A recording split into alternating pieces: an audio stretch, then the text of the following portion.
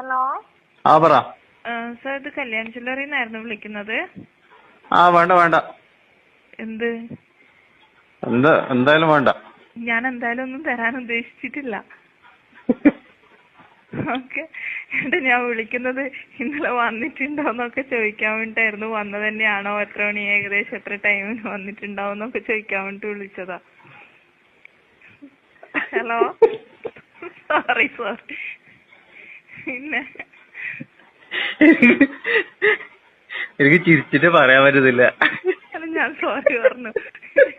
എന്തോ ആരെങ്കിലും വേണ്ട പറയാ. നമ്മളെന്തോ പിന്നെ ജീവികളെ പോലെ ആയിപ്പോയല്ലോ.